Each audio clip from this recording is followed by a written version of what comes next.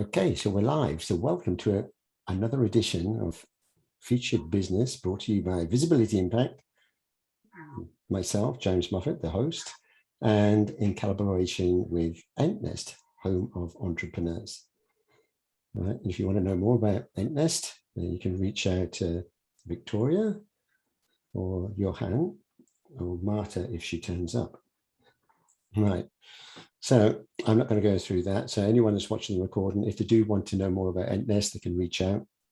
And yeah, I will put if you want to chat or ask any questions, you can get the opportunity to do that as we go through, or you can put them in the chat and then we can save those and put them on the notes within 𝗪𝗪𝗡. Okay, so without further ado, we have our 59th guest. So congratulations. So I am not going to try and pronounce our 59th guest's name. I'll let her introduce herself very quickly.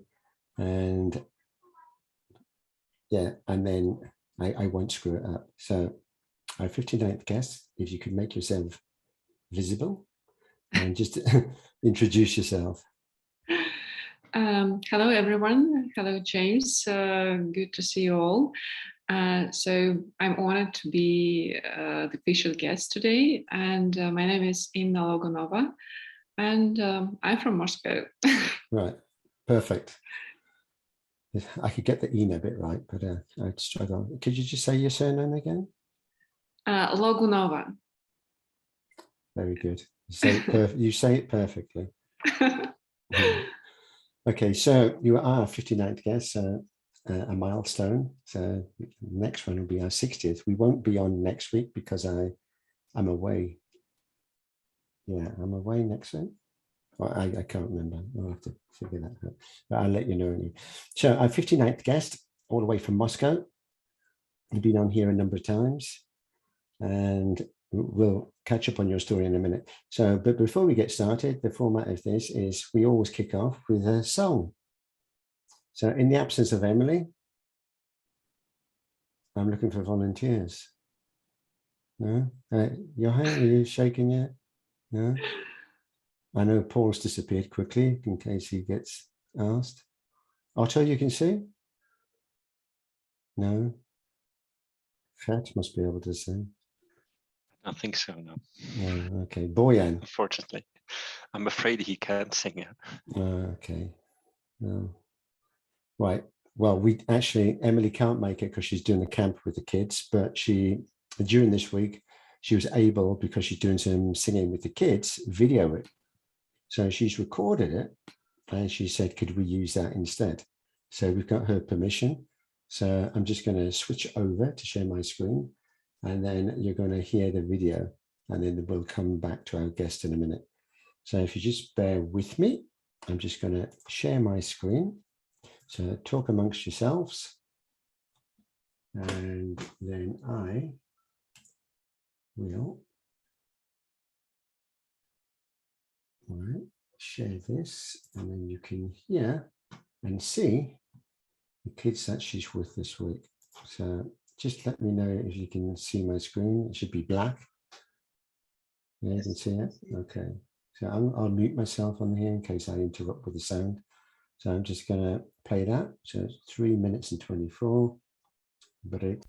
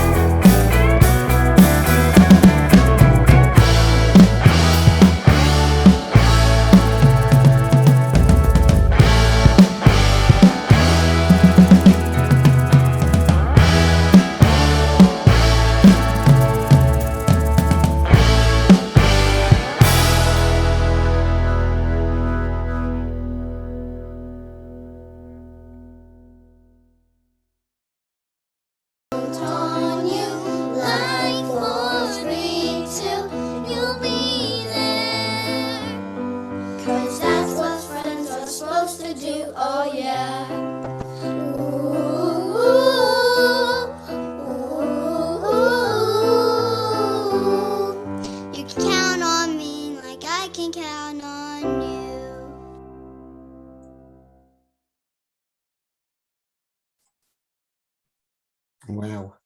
Adorable. Our kids just, yeah, our kids just magical. Yeah, we need to learn from the kids and do something like that for the entrepreneurship ecosystem. Huh? We should count on each other. Yeah, And exactly. now it's my turn to sing. Actually, as I was watching, I was just thinking about us lot lying there on the grass, like singing and doing it. I mean, wouldn't it be good to do something like that for us? And then It would. Yeah.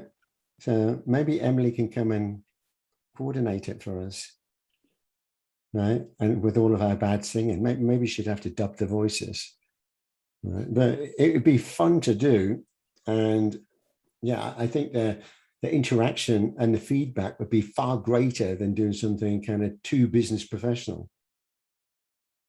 But anyway, we can talk about that later. So back to our guest, our 59th guest. Yeah. And you're only 29 now, aren't you? No, I'm not 29. Or 28? Okay, not quite 29. Okay. Not quite 29.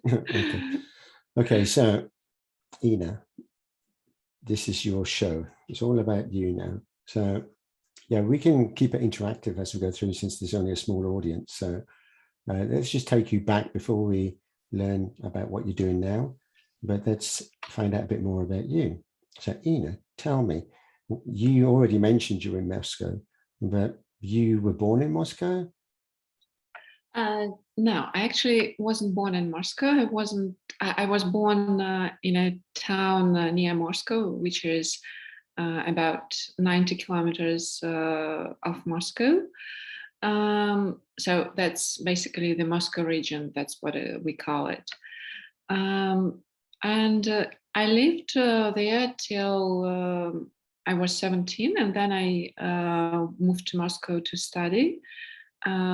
I started at Moscow State Linguistic University. So at school, I was very good at languages and humanities. And I've always been into something creative and artistic.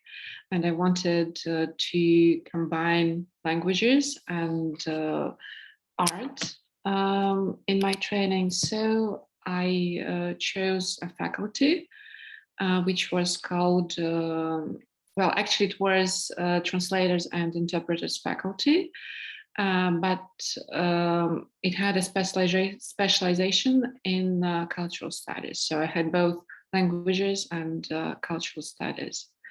Wow. And what age were you when you left to go to study? What could you repeat, please? Yeah, what age were you when you went when you left your hometown? I was 17, so that's the usual time when you finish school in Russia. Okay, so you went kind of straight from school to university, right? Okay, and you have siblings? Yes, I have a sister, an older sister. She's 8 years older than me. Wow. Yeah. So I've always been very proud to have an older sister, and until now, up to this moment, my grandparents, my mom, they still consider me the little one, in the family. And your sister, she left as well to go to university? No, she studied at that town. There is a university there too, and she still lives there. She works at the municipal administration. Yeah, okay. And still we see each other quite often. I visit my town at least once a month to see my family, and we talk on the phone as well. Okay. So at the moment, you're not actually in Moscow.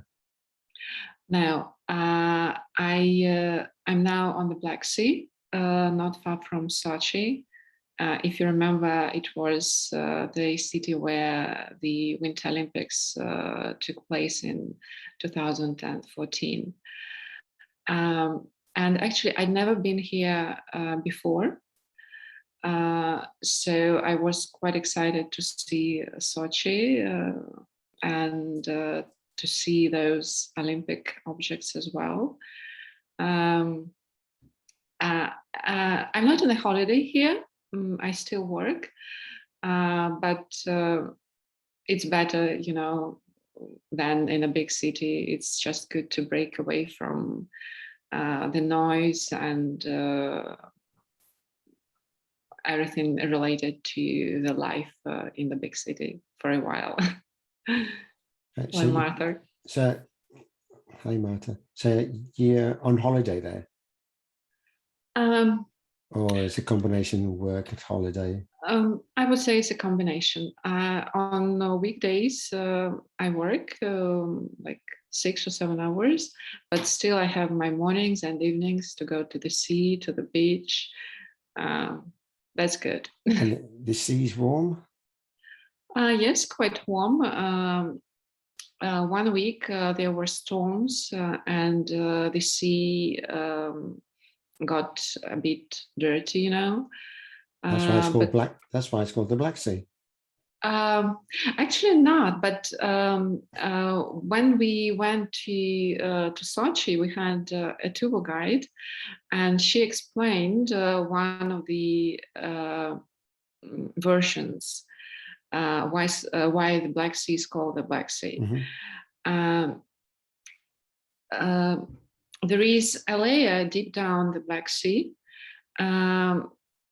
where it's saturated with a chemical substance. I don't remember. I think sulfate, or might be wrong. Anyway, when objects get to the bottom, they get covered with. They become black. For instance, metals turn black and other objects as well. And so when people saw those objects, when they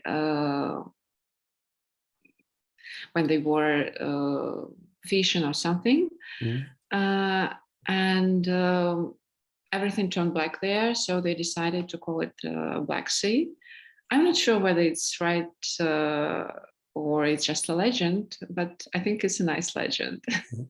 So if you went swimming there and you went scuba diving, you'd come back black. If I dive too deep, yes. Okay, so, but you're leaving to go home tomorrow. Yes, exactly. Right, back to Moscow. Right. Right. So, and you're in the city, right, in Moscow, or kind of suburbs, or? I live in the city.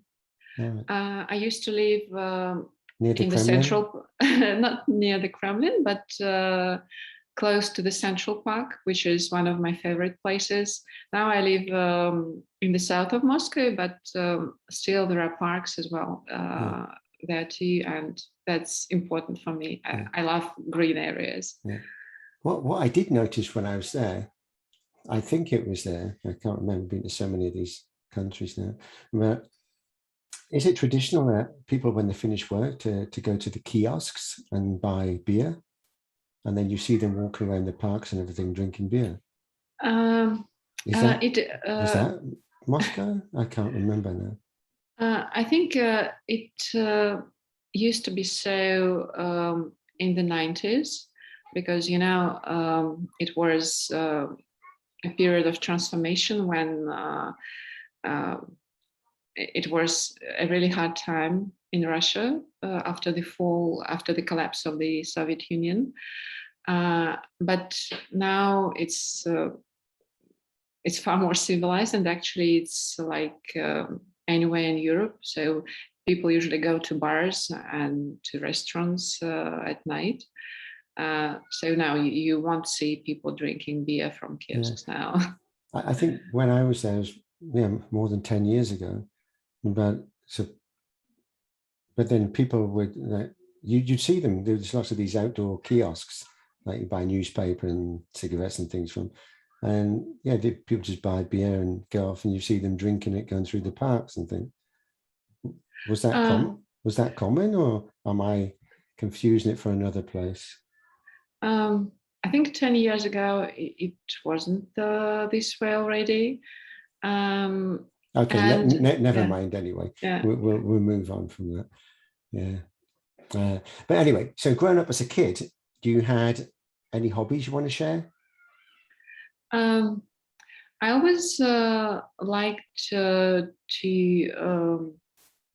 do handmade things. I would make dolls, or You'd make dolls? Yes, yeah, as gifts to my like family. a Barbie doll?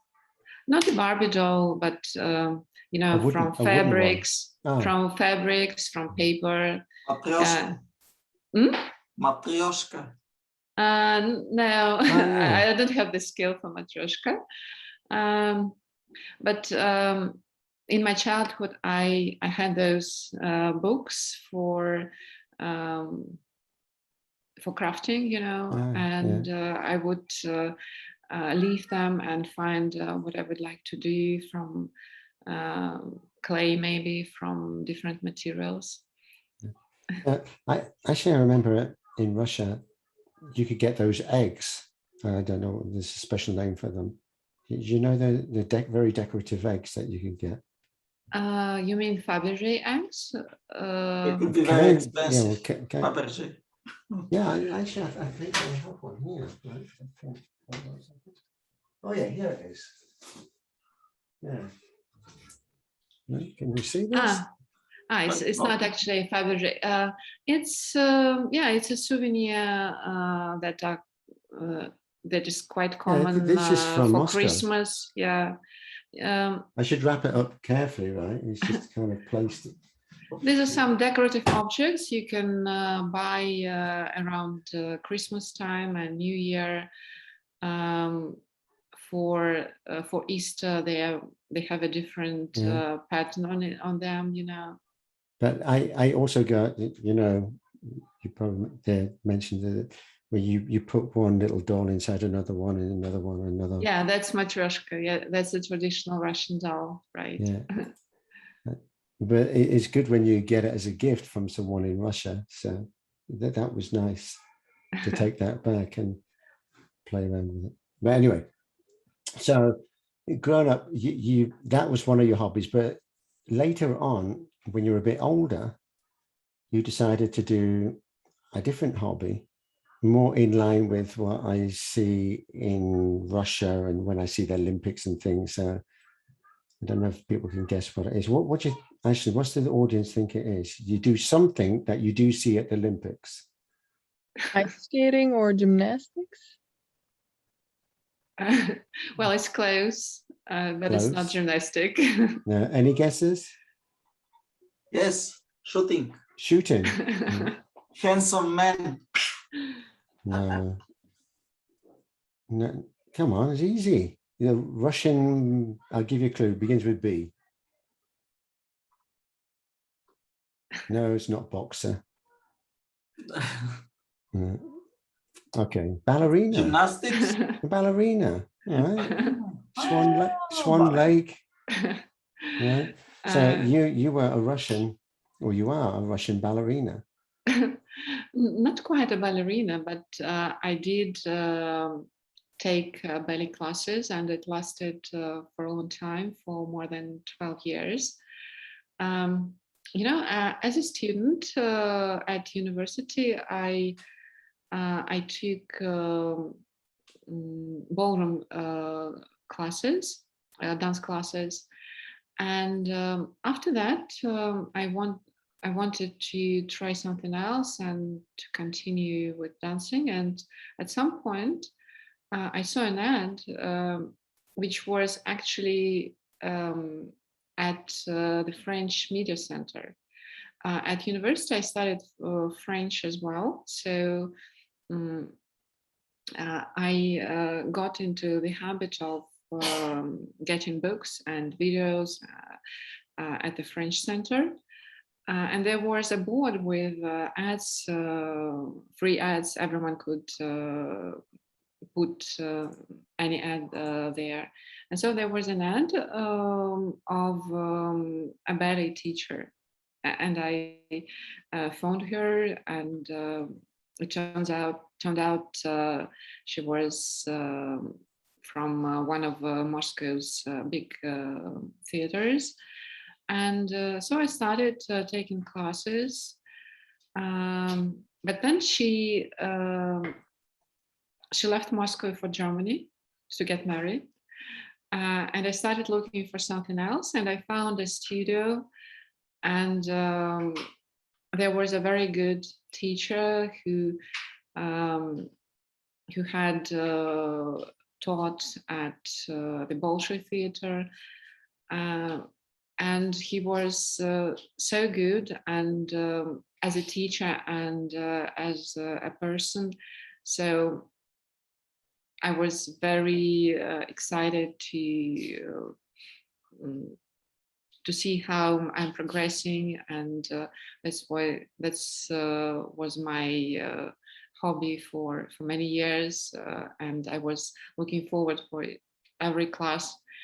Even though it took time to get to the studio, it wasn't close to my home. But for me, it was like... It was the teacher. You fell in love with the teacher. Yes, yes. So you travel anywhere for the teacher. So then how did you end up going to France? Yeah, as I said, I studied French at university, and the French culture was very interesting to me. And again, I was under the charm of our French teacher. So after university, I wanted to go there for a while, and so I found a voluntary project. It was a restoration project in Provence, not far from Marseille. We lived on the territory of the national park, and during 3 weeks we worked on the restoration of a local sheep house. That was exciting, you know. I could never imagine that I can build actual walls from stones, but I did that. So when you say sheep house, you mean it's somewhere like a barn where the sheep live? Yes, of course there were no sheep, but yeah, it was a traditional building in the region. It just gets me thinking now. The kids have just been watching Shaun the Sheep on TV. So I'm just thinking, is the sheep house where the sheep live in, and you're making the beds for them and everything else. So you're kind of rebuilding this sheep house so that the sheep could stay. Yeah. Well, actually, it wasn't intended for sheep.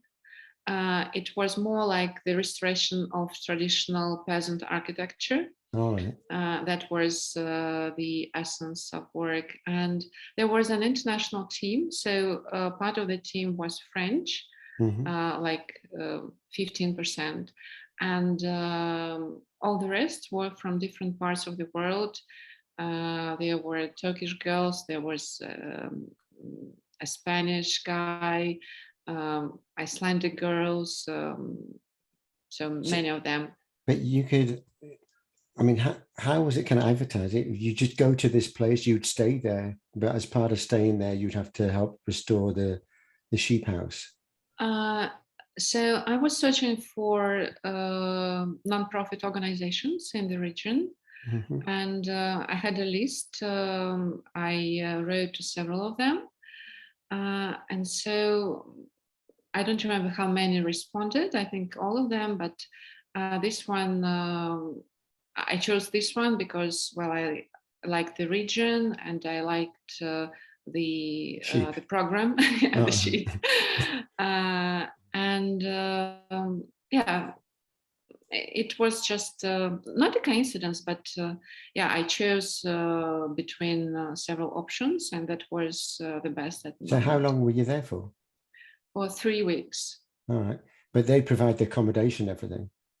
Yeah, we lived, there was a house where we could keep our belongings, but it was summer, it was in July. So we slept In the sheep house? No, not in the sheep Oh. house, just in the plain air. Oh, right. In sleeping bags. Wow. Yeah. And there was, sorry. No, go on.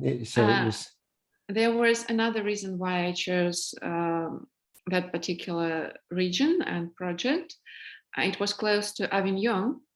And in July, they have this big theater festival in Avignon. So I wanted to go there as well. And luckily, one of the hosts was from that town, and she gave me the keys from her home to spend a weekend in Avignon. It was perfect. Excellent. And you went there alone? They gave me a lift, the hosts, and yeah, and then I returned back. Okay, you went there to find a Frenchman. No, I wanted to see performances, okay. And actually, it was lovely to live in the local house. Yeah. You know, this Provence architecture is quite special, and I love the feel of it. And I was lucky to spend 2 days or 3 days in the local house. Yeah. I think Brian's got a question. Have you? Yes. Is that Avignon the same like sur la pont d'Avignon on y danse? Exactly. Thank you. So you came back singing French songs. And yeah, so that experience, I mean, and being a memorable one, it was something that, I mean, there's a lot of people now, I mean, I guess this something that we all share in common is being in the outdoors, the nature, and reconnecting with more about ourselves rather than kind of the materialistic world around us. And this definitely, you appreciate it more when you're in a outdoor community of like-minded people, all having a purpose in mind, like to help reconstruct and build this sheep house. So was that something that you kind of carried? I know you're sharing that story, but was it something that was fundamental in the way that you approach life in general? Yes, I think so. I do value human connection and those experience that of living together, of doing things together, of sharing values. And it was exactly for this reason. Such communities are always about like-minded people, and that was something I was looking for. And in general, I'm concerned about environment and the preservation of heritage, historical heritage. So for me, it's something that resonates with me, and these are values I share. Yeah, I think many people, particularly people here, and when you hear their story, share the same values. It seems that the simplicity of things, like you sleeping out in a sleeping bag and in nature, was actually making you feel more connected than if you stayed in a 5-star hotel, because you wouldn't have felt that same feeling. Or you might have had the luxury, but so what? But when you're actually out in the open with others, it's a different connection. And I think experiencing that, and really in life, we don't need everything. We need simplistic things, because that helps us connect with each other. And it's kind of more neutral, because we all embrace that. Absolutely. And, you know, I still remember those nights around the table, talking and singing and playing games. And it was wonderful. Yeah, the feeling of connection. So if someone was playing the guitar, I guess you always have someone that comes that can play a guitar. Unfortunately, I don't play any musical No, instruments. but I mean, in the group, because you said there's lots of international people. Sitting around a campfire singing '𝗬𝗢𝗨𝗥. There wasn't a guitar, but still it was nice. Yeah. But yeah, I mean, I love these things. But kind of moving on now. So then you returned. I mean, with languages also, you speak a number of different languages. So that was one of your key skills. So in an international community like that, because there is such a diverse amount of languages, so did you find you were speaking a common one, or could you swap and change according to what you spoke? I couldn't swap. I could swap between English and French, but there is specifically the language of communication was French. So we communicated in French. Okay.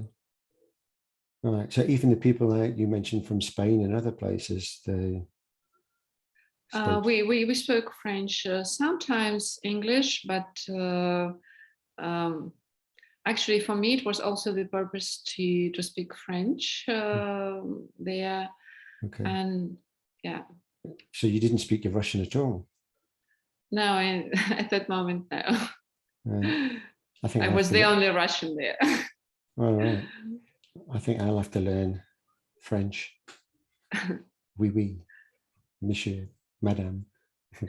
Anyway, so let's kind of fast forward a bit now. So you're back in Moscow, and after you finished your studies and everything, then how did you, I mean, your business career now, where did that take you to at the beginning?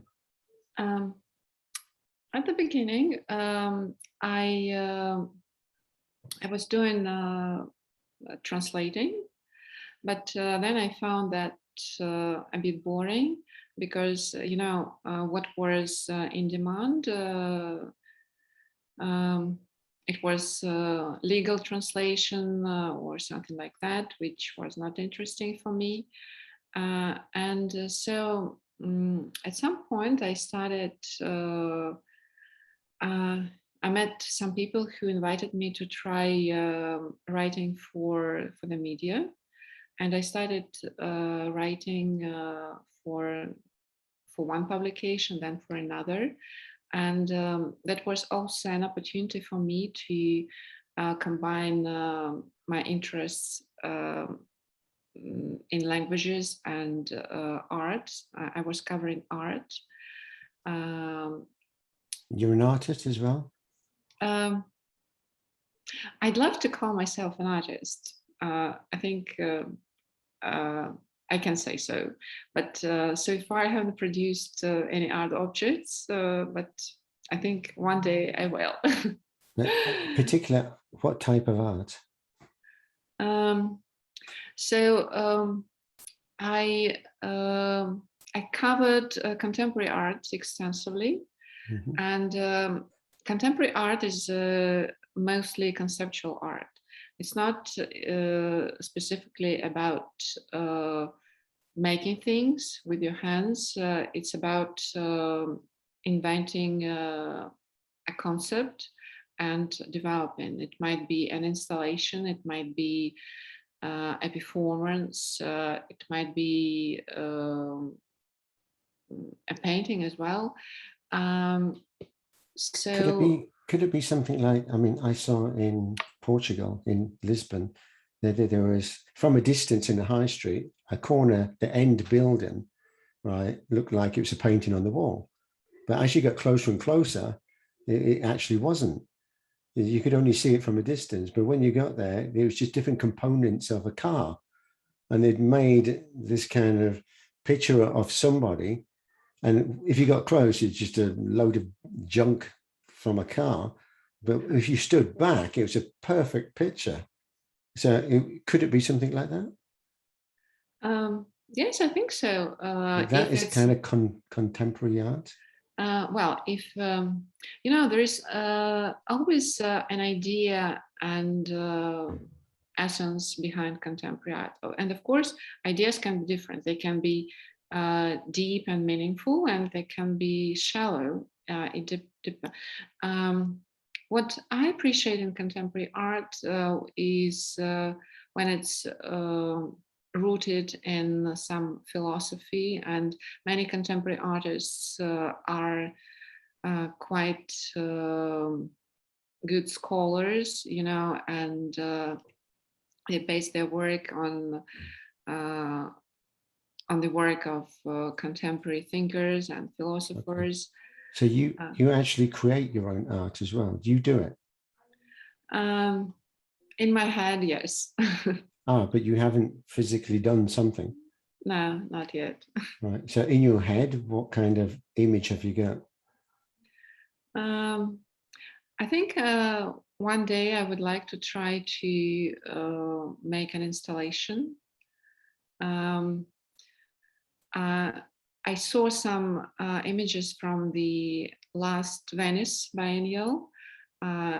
So as an example of contemporary art that I appreciate, there was a big old library filled with different kinds of books from that town, and or maybe it was Manifesto Biennial, I don't remember. Well, anyway, filled with different kind of books, and they were all covered in dust, and it created a very interesting feel, even on the photograph, like you are immersed in that, you're immersed in history, and when you are there inside that installation, you can touch the books, you can feel the smell, you can read the titles, and it all creates that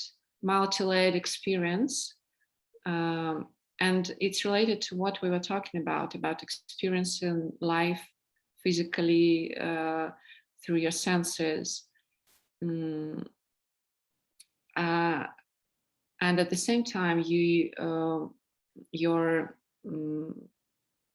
also perceive it intellectually, because these are books and they all have different stories behind them.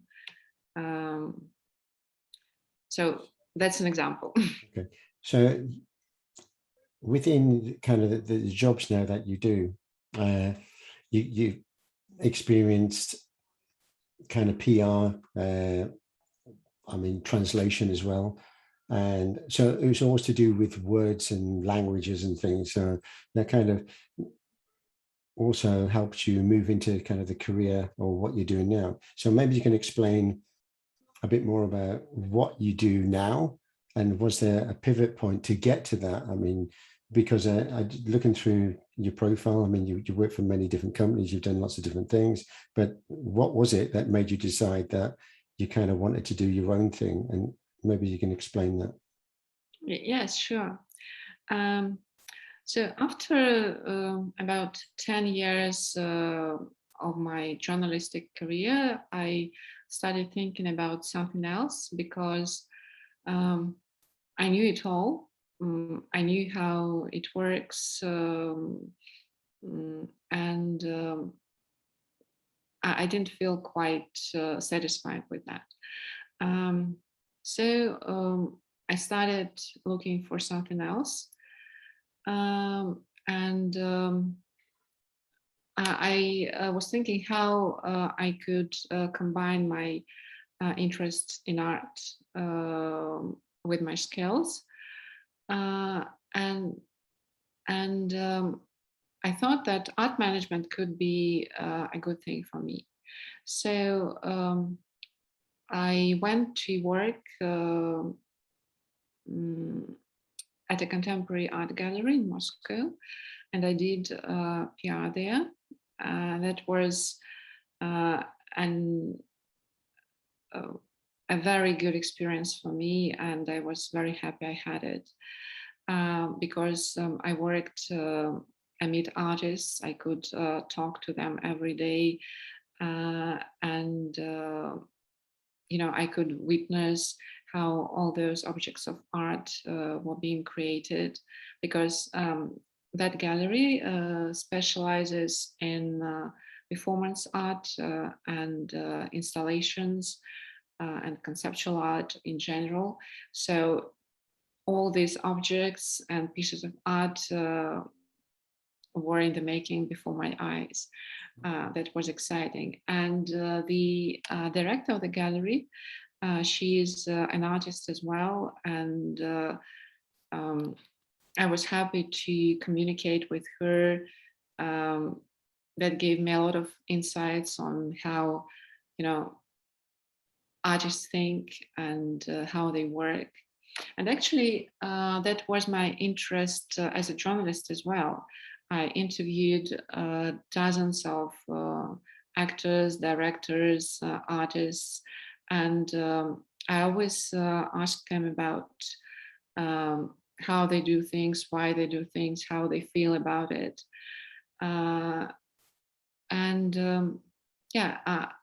If generalize that, I could say that I'm interested in the nature of creativity overall.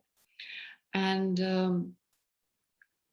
that is related to what I do now. So just quickly on the working in an art gallery, I tell you, if I worked in an art gallery, what I would do is I would have a look at the pictures, and then I would create something myself and put it in a really nice frame, and then find a place in the gallery that I can hang it on the wall. And just to see how many people would admire my picture as opposed to the others. And you got all of these kind of famous pictures, and then you'd have mine there. And then just to see if people really understand the difference.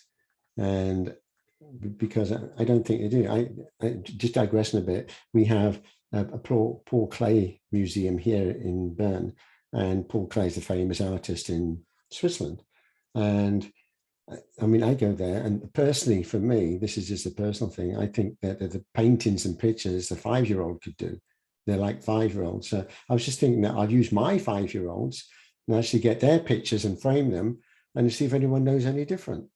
And because that's what it looks like to me. So I was just thinking, do we really appreciate art, or is it a perception?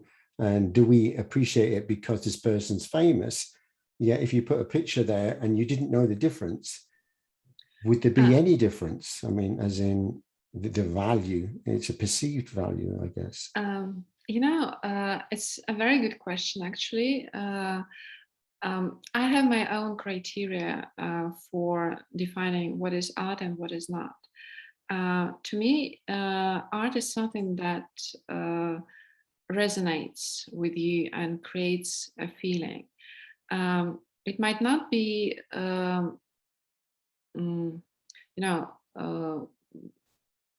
made, just a moment. Still, craftsmanship is important in art. And so even if you see some,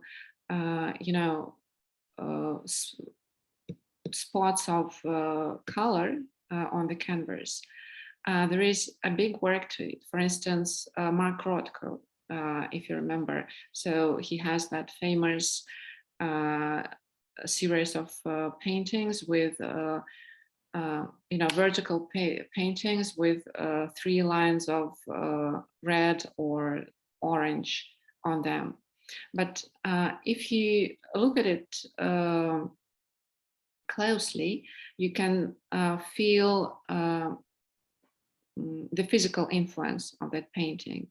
And you can feel an emotion as well, because color has its energy, and how you combine those colors, that matters. So if you put,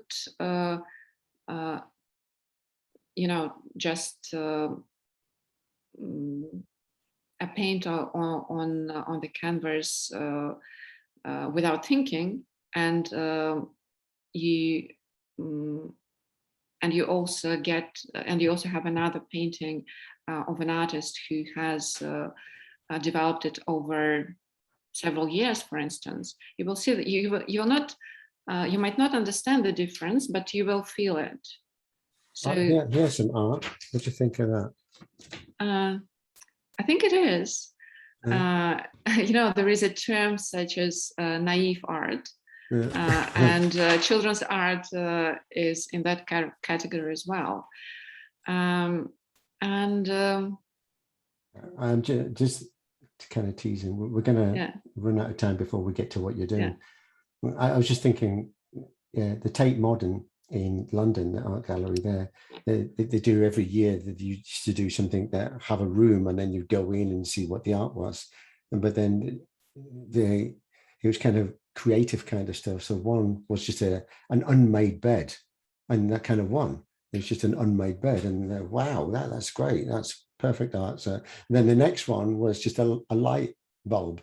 I mean, so you go in there, there's nothing in the room, completely empty, and you switch on the light, and that was it. The art was the light bulb, and that was winning. And I was thinking, oh, wow, some strange things. Yeah, I'll put an old pair of sweaty socks in there and see if that wins next time. But I mean, it just seems to be a personal thing, as you said.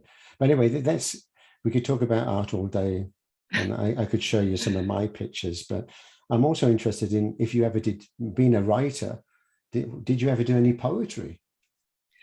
Not much, but yes. When I have inspiration, I write some lines in my notebook, because again, that has to do with the physical senses, because poetry is a very sensual thing. It's putting your emotions and observations into images. Images, written images.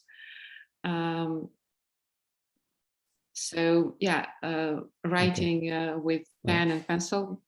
Okay, so now in your business, so tell us, let's just focus on, because I don't want to run out of time before we even get to what you're doing. So what do you do now? I mean, as a day-to-day business? Now I work with businesses and creative industries as a writer and storyteller. I help them create content strategies, or write their websites, write for their social media as well. I do find pleasure in creating strategies, long-term strategies, because I think I'm good at conceptualizing, and I like creating structures for an idea and developing it. Okay, so you're self-employed? Yes, I'm self-employed. And you have a name for your business? Not quite, but thanks for asking. I think I should come up with a title for that. Right. And in your business at the moment, you have just kind of Russian-speaking clients, or do you have international clients? I have both. Last year I started working on Upwork. That's a freelancer platform. So I work with international clients there. But now I'm also looking for clients on LinkedIn, and that works as well. And of course, I have Russian clients too.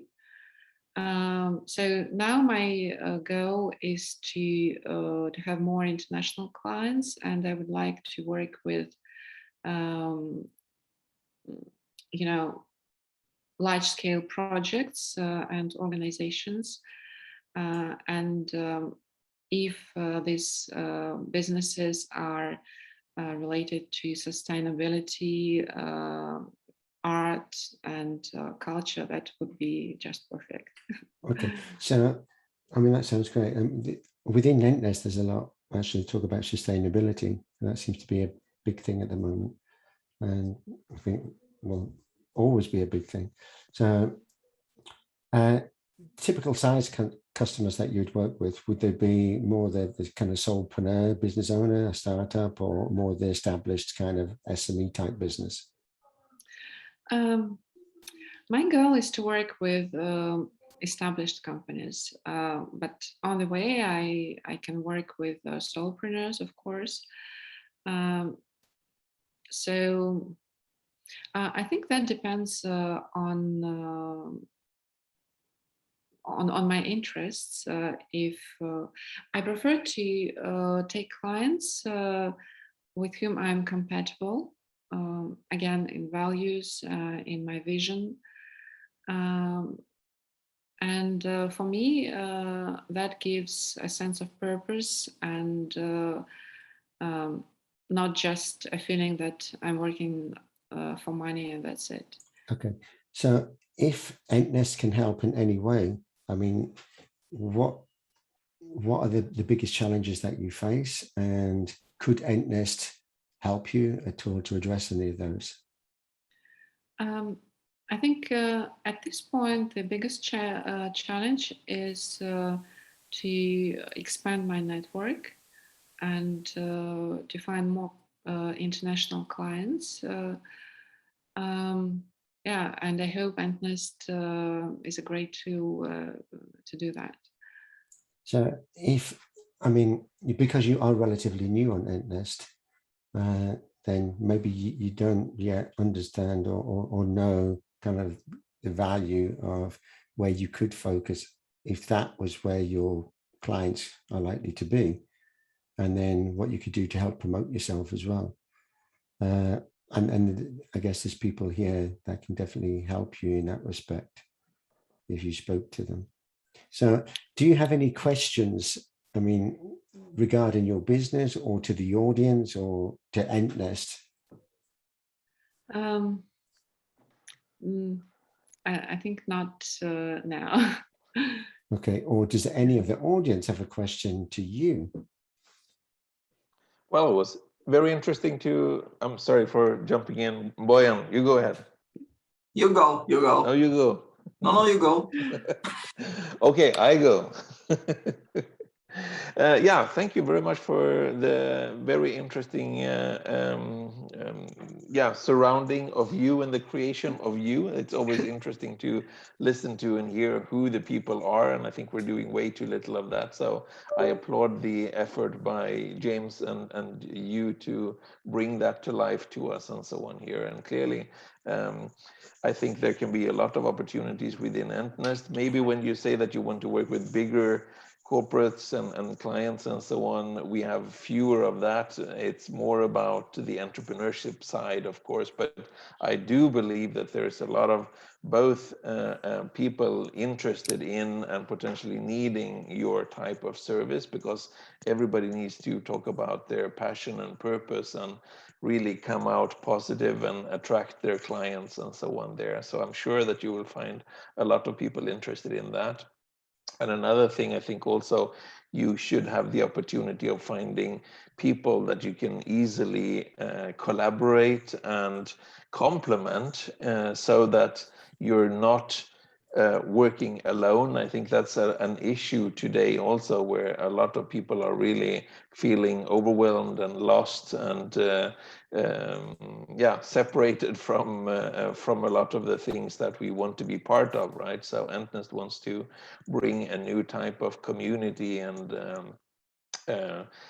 being an opportunity for yeah, seeing Zoom and LinkedIn and Upwork and so on coming together. Yeah, so I just wanted to comment on that, and I appreciated this, and I'm also glad to be back in after vacation to see a live show rather than following on the video afterwards, which I had to do for Paul, for instance. So thank you. Thank you so much, Johan. So I have a question. So since you're jumping into a business, how do you see yourself in 5 years? It's not interview for job. How do you see you growing in 5 years? And then in the same respect, you have an option to network with 𝗬𝗏𝗏𝗧, to other social medias. How we can help you in this journey? Well, talking about my future, I would like to have my own company specializing in services I mentioned, storytelling, content strategy. Yeah, I think as Johan said, I need partnerships. I need more people around me to work together. Yeah, so now I'm getting to know more people, and hopefully it will lead me to something bigger at some point. Thank you. Thank you. I wanted to comment, now that you mentioned that you need more people and more connections and international clients, I think you should be part of the Networking Europe group on 𝗬𝗏𝗏𝗧, because we're going to have a kickoff event. Kickoff event is 9th September, was it also, right? And I think that's a great place to meet new people and yeah, just connect, talk, and see what are the possibilities. Thank you, Victoria. That's a good idea. Thank you. You're welcome. Yeah, I think there's a lot of people that have been guests as well that I do very interesting things. Like we had the lady the other week on connecting dots and her business in Germany, and I mean she looks at other experts to be part of that. So she doesn't do everything. She's got niche in what she does, but then like most people, we can't do everything and we don't want to do everything. So we look at others that can complement what we do. So it's nice to build these kind of trusted communities, and this is kind of where it starts, because once we hear your story, then we want to connect with you and we understand you more as a person, and then it makes it easier to want to reach out to you because you do something that could help me in my business and the clients that I serve. So even if there wasn't something direct, there's something kind of indirect by leveraging on keeping that communication going with people here, like Boyan and others. And it just makes it easier. Yes, absolutely. And I totally agree that this human connection is very important and it makes many things so much easier. Then we can all get together and sing a song. And yes. lie on the grass. I'm using what I recommended for, so I'm speaking now to this device, and we can share it for our singer. We just need the location of Ina's sheep farm, Boyan's microphone, and then we're good to go.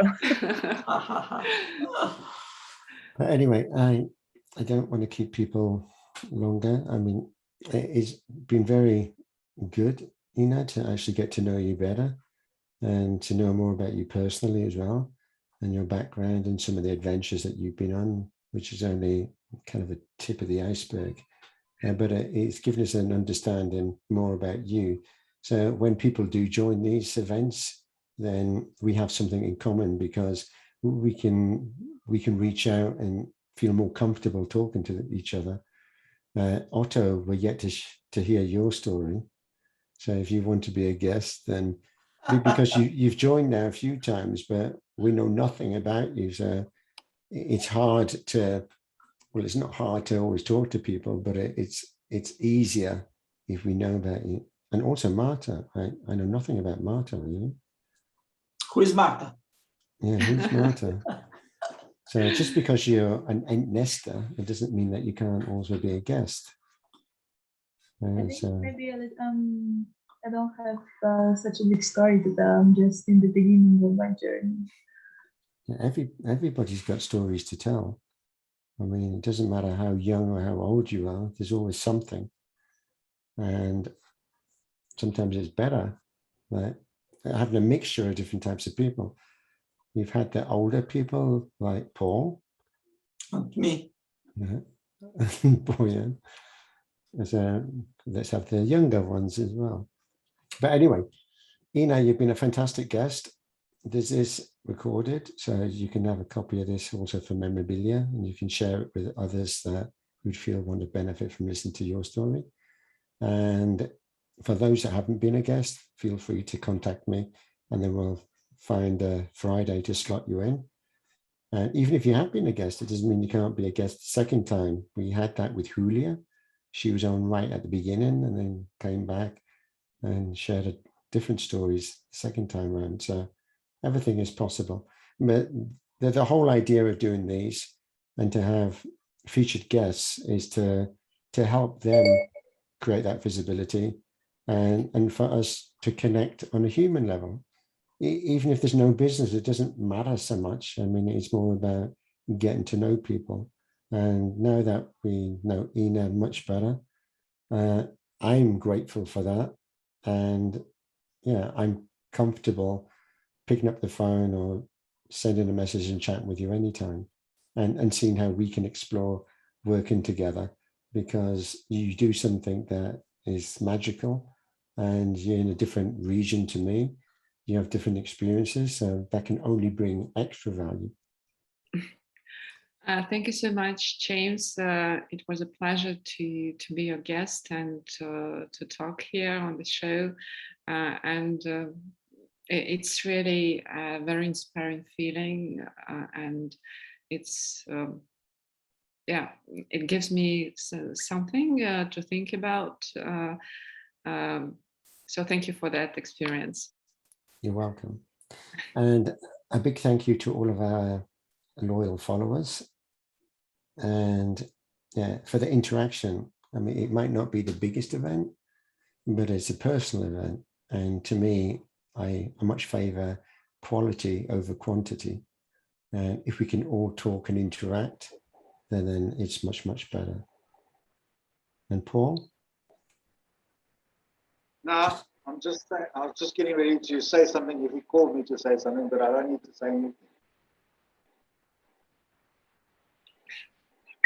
Sorry, I missed that. Yeah, I think my my connection's a bit slow, James. So that's why I switched off the picture. Who's a bit slow? Boyan. Yeah. All right. Yeah, Boyan.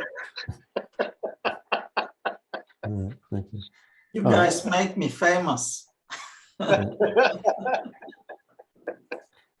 No, I mean, there's regular people I like to see on every week, so that is great when you keep coming on, and the more that you come on, it makes it more of a community as well. But anyway, I won't keep you any longer. So thank you again, Ina, for being our 59th guest, right? And an honor to have you, and great that we've got the regular people that come on each week. So with that, I wish you all a wonderful weekend and looking forward to the next one. Thank you, Thanks, James. everyone. Goodbye, everyone. Thanks, bye. Thank you. Bye. Bye.